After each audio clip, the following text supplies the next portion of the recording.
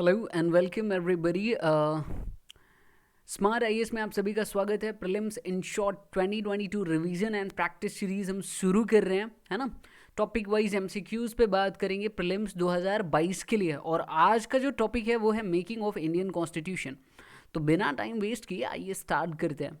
देखिए, पहला क्वेश्चन जिस पे हम बात करेंगे वो ये है कि कॉन्स्टिट्यूएंट असेंबली, है ना, इसके बारे में बात करते हैं। ये किस मिशन के फ्रेमवर्क में ये बनी थी?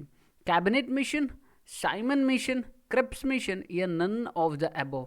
तो देखो, ये स्ट्रेट क्वेश्चन है भाई, इस पे बहुत ज़्यादा सोचने की बात नहीं है, इस पे आप एलिमिनेशन वगैरह नहीं लगा सकते। आपको ना या तो कैबिनेट मिशन के बारे में पता होना चाहिए, या क्रिप्स मिशन के बारे में, या साइमन मिशन के बारे में। तो मैं आपको बता दूं कि इसका आंसर होगा cabinet mission plan. Cabinet mission plan के बारे में आपको जानकारी होगी तभी आप इस क्वेश्चन को क्रैक कर पाओगे। क्या है ये मिशन, थोड़ा सा बता देता हूँ। देखो, 1946 की बात है, फरवरी की बात है ना। एक मिशन भेजा गया, ब्रिटिश गवर्नमेंट ने एक मिशन भेजा। उन्होंने उसमें 3 मेंबर्स थे, पैथिक लॉरेंस, है ना। एक थे आपके पैथिक लॉरेंस, ठीक है। पैथिक लॉरेंस साहब जो थे उस समय, इसके अलावा सेक्रेटरी ऑफ स्टेट थे उस समय स्टैफोर्ड क्रिप्स और एवी अलेक्जेंडर। ये 3 मेंबर्स की एक मिशन भेजा गया जिसका नाम था कैबिनेट मिशन। इसका ऑब्जेक्टिव ये था ना, इसका पर्पस ये था कि इंडियन लीडर्स को इंडियन लीडर्स के साथ मीटिंग वगैरह करके एक एग्रीमेंट पे पहुंचा जाए, एक सहमति बनाई जाए कि इंडिया का कॉन्स्टिट्यूशन जो बनाया जाएगा, है ना, फ्रेमिंग ऑफ इंडियन कॉन्स्टिट्यूशन वो कैसे होगी, है ना। इसके अलावा एक चीज़ और इसका पर्पस था, एक सबसे बड़ा इसका ऑब्जेक्टिव था, वो ये था कि इंडिया की कॉन्स्टिट्यूएंट असेंबली कैसे बनेगी, है ना, उसका फॉर्मूला क्या होने वाला है। इस चीज़ के लिए कैबिनेट मिशन प्लान भेजा गया था इंडिया में 1946, याद रखिएगा, फरवरी 1946। और इसके 3 मेंबर थे, पैथिक लॉरेंस, स्टैफोर्ड क्रिप्स, एवी अलेक्जेंडर। चलिए चलते हैं अगले क्वेश्चन पे। सिंपल है कि which among following was the chairman of state committee of constituent assembly. ये भी एक बार फिर से बहुत सीधा क्वेश्चन है भाई। मतलब अगर आपको कमेटीज़ के नाम नहीं याद ना, कि कौन किस कमेटी के हेड थे, कितनी कमेटी थी, कितनी मेजर कमेटी थी, कितनी माइनर कमेटीज़ थी, तो आप इस क्वेश्चन को नहीं कर पाओगे, है ना। तो इसका आंसर है नेहरू साहब, जेएल नेहरू, है ना, जवाहरलाल नेहरू जी। वो चेयरमैन थे states committee of constituent assembly के। याद कैसे रखना है, देखो मैं आपको यहाँ पे सारी लिस्ट दे रहा हूँ, है ना। इसको आप चेक कर लेना, याद कर लेना। Committee on rules of procedure, steering committee, इन सबके कमेटीज़ के नाम और इनके चेयरमैन कौन थे, तो ये आप याद कर लेना। ये बहुत इंपॉर्टेंट क्वेश्चन पे हम चर्चा कर रहे हैं, है ना। नेक्स्ट क्वेश्चन ये आता है कि कॉन्स्टिट्यूएंट असेंबली के कंपोजिशन को देखते हुए कि जिस हिसाब से बनी थी, कौन सा स्टेटमेंट्स इनमें से सही है ना। इन स्टेटमेंट्स को आप पढ़िए। बोल रहा है कि कॉन्स्टिट्यूएंट असेंबली को बनाने के लिए जो डिमांड रखी गई थी, that was brought by Congress officially in 1935। एकदम सही स्टेटमेंट है ना। आपको पता होना चाहिए कि एम एन रॉय साहब जो थे 1934 में, उन्होंने इस आइडिया को लाया कि भाई हमारी ये कॉन्स्टिट्यूएंट असेंबली होनी चाहिए, और फिर 1935 में कांग्रेस ने उसकी ऑफिशियल डिमांड रखी, है ना। नेक्स्ट चीज़ ये है कि कॉन्स्टिट्यूएंट असेंबली के जो मेंबर्स थे ना, वो इनडायरेक्टली इलेक्ट किए गए थे, है ना। यानी जो प्रोविंशियल असेंबलीज थी उस समय, उसके मेंबर्स ने single transferable vote of proportional representation से इलेक्ट किया था इस कॉन्स्टिट्यूएंट असेंबली के मेंबर्स को। एकदम सही स्टेटमेंट है। तीसरा बोल रहा है कि Muslim League had great role in meeting of constituent assembly. ना ना ना ना जी ना, एकदम नहीं सही है। मुस्लिम लीग का कॉन्स्टिट्यूएंट असेंबली के फॉर्मेशन में या मीटिंग में कोई बहुत बड़ा रोल नहीं था। वो बिल्कुल सेटिस्फाइड नहीं थे कैबिनेट मिशन प्लान से, वो बिल्कुल सेटिस्फाइड नहीं थे कांग्रेस के प्लान से, जो ये मांग रही थी कि एक स्ट्रॉन्ग सेंटर वाली गवर्नमेंट का फॉर्मेशन हो, कुछ ऐसा हमारा कॉन्स्टिट्यूशन रहे। वो एक मुस्लिमों के लिए एक सेपरेट ट्रीटमेंट मांग रहे थे, तो उनका तो कोई रोल ही नहीं था। थर्ड स्टेटमेंट यहाँ से आप गायब कर सकते हो। चौथा है कि constituent assembly was a sovereign body. तो देखो, कॉन्स्टिट्यूएंट असेंबली सोवरेन बॉडी थी, लेकिन यहाँ पे 2 चीज़ें आती हैं, ठीक है। एक तो ये थी ना, देखो ये एकदम मज़ेदार चीज़ आ गई। क्या आ गई? मज़ेदार चीज़, और बहुत ही मज़ेदार चीज़ आ गई मेरे भाई। आइए इसे हम देखते हैं थोड़ा सा।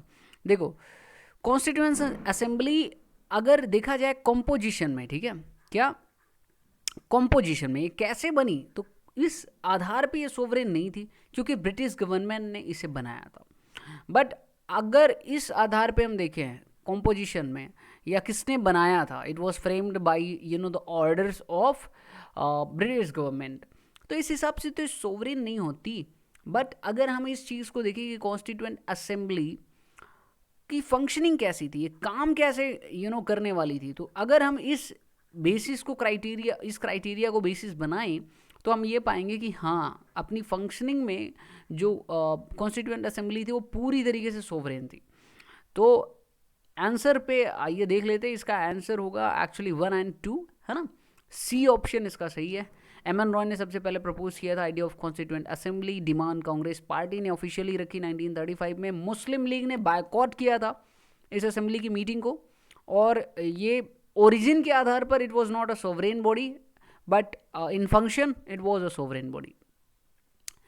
नेक्स्ट आइए बात करते हैं कि इनमें से कौन से प्रोविजंस जो दिए गए हैं आपको ऑप्शंस में, ठीक है, इनमें से कौन से प्रोविजंस 26 नवंबर 1949 को ही लागू हो गए थे according to Indian constitution. Citizenship, बिल्कुल, नागरिकता पहले ही दिन से लागू हो गई थी, उसी दिन से। इमरजेंसी प्रोविजंस ना, ये आपको पता होना चाहिए, इमरजेंसी प्रोविजंस उस दिन नहीं लागू हुए थे, 26 नवंबर 1949 को। इलेक्शंस पहले से लागू थे, प्रोविजनल गवर्नमेंट ये भी लागू हुई थी, है ना। तो इसका अगर हम सही ऑप्शन सीख करें, ढूंढें, है ना, तो हम पाएंगे कि सिटीजनशिप, इलेक्शंस और प्रोविजनल गवर्नमेंट्स, यानी ऑप्शन 1, 2 और 4 ये 26 नवंबर 1949 से ही लागू थे। इमरजेंसी प्रोविजंस बाद में लागू हुए, ठीक है। नेक्स्ट क्वेश्चन पे फिर से चलते हैं कि कॉन्स्टिट्यूशन ऑफ इंडिया जिस हिसाब से कॉन्स्टिट्यूएंट असेंबली ने बनाया था वो फाइनली एडॉप्ट और इनैक्ट कब हुआ था। फाइनली वर्ड जोड़ा गया, ध्यान दीजिएगा। यहाँ पे जोश जोश में आकर के ना स्टूडेंट कहेंगे अरे मेरे को तो पता है ये 26 नवंबर 1949 को बना था भाई, है ना, सीधा यहाँ पे टिक मार दिया। ना जीना, ना जीना, ठीक है, मतलब आई मीन सही है, बट इस चीज़ को समझा जाना चाहिए, ठीक है। देखो, दो चीज़ें हैं यहाँ पे। अगर क्वेश्चन में पूछ लेता है कि ये केम इनटू फोर्स कब आया, केम इनटू फोर्स, ये लागू कब से हुआ, तब आप यूज़ करोगे इस डेट का 26 जनवरी 1950, है ना, 26 जनवरी 1950, ठीक है। इस दिन ये लागू हुआ था, it came into force. But question में पूछ रहा है एडॉप्ट कब किया गया था, है ना, इसे अपनाया कब गया था, फाइनली ये बना कब, तो it was on 26 November 1949। Option सही है कौन सा, डी वाला, नन ऑफ द अबव, क्योंकि इसका ऑप्शन होगा 3, ठीक है। अगले क्वेश्चन पे चलते हैं, फिर से वही क्वेश्चन, कमेटीज पे क्वेश्चन भाई बनता ही बनता है। जितनी भी माइनर एंड मेजर कमेटीज हैं आपको रट्टी होनी चाहिए। अगर आप मेकिंग ऑफ कॉन्स्टिट्यूशन चैप्टर पढ़ रहे हैं, अगर नहीं पढ़ना आता, लक्ष्मीकांत साहब की बुक है ना, पढ़ लो, उसमें बड़े अच्छे से लिस्टेड है, ऐसा भी मिल जाएगा आपको इंटरनेट पे। स्टेट्स कमेटी बोल रहा है, क्या उसके हेड थे जवाहरलाल नेहरू, बिल्कुल। प्रोविंशियल कॉन्स्टिट्यूशन कमेटी के क्या हेड थे, सरदार पटेल साहब, बिल्कुल। ड्राफ्टिंग कमेटी के क्या चेयरमैन थे, डॉक्टर B.R. अम्बेडकर, बिल्कुल सही है। रूल्स ऑफ प्रोसीजर कमेटी के हेड थे डॉक्टर राजेंद्र प्रसाद, बिल्कुल सही है। तो इसका ऑप्शन होगा 1, 1, 2, 3 और 4। और ये मैं आपको एक लिस्ट दे रहा हूँ मेजर और माइनर कमेटीज़ की, आप इसे याद कर लीजिए, ये काम आएगी, और मैं पक्का बोल रहा हूँ काम आएगी, मतलब काम आएगी, इससे सवाल बनने वाला है। अंतिम क्वेश्चन की तरफ दौड़ते हुए हम चलते हैं। पूछ रहा है कि विच ऑफ द फॉलोइंग और ट्रू, है ना, कौन सा इनमें से ऑप्शन सही है।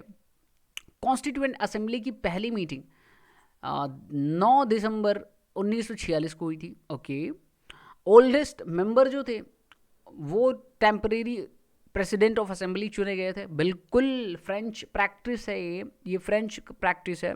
उसके हिसाब से जो सबसे बुजुर्ग सदस्य होते हैं सभा के, उन्हें टेम्परेरी प्रेसिडेंट बनाया जाता है, फिर उसके बाद परमानेंट प्रेसिडेंट इलेक्ट किया जाता है। H.C. मुखर्जी को उस समय वाइस प्रेसिडेंट चुना गया था जब कॉन्स्टिट्यूएंट असेंबली बनी थी। सारे के सारे स्टेटमेंट सही हैं। B.N. राव जो थे उन्हें कॉन्स्टिट्यूशनल एडवाइज़र बनाया गया था कॉन्स्टिट्यूएंट असेंबली का, ओके। तो ये रहे हमारे क्वेश्चंस आपके making of the constitution chapter से। ध्यान रखिएगा कि हम जो सीरीज़ लेकर के आए हैं उस सीरीज़ में क्या होगा कि जितने भी MCQs होंगे, क्या होंगे, एमसीक्यूज होंगे प्रीलिम्स 2022 के लिहाज से इंपॉर्टेंट टॉपिक वाइज, है ना, ये हम देखेंगे. It's very important for you all and thank you video देखने के लिए. That's all. मिलते हैं अगले वीडियो में.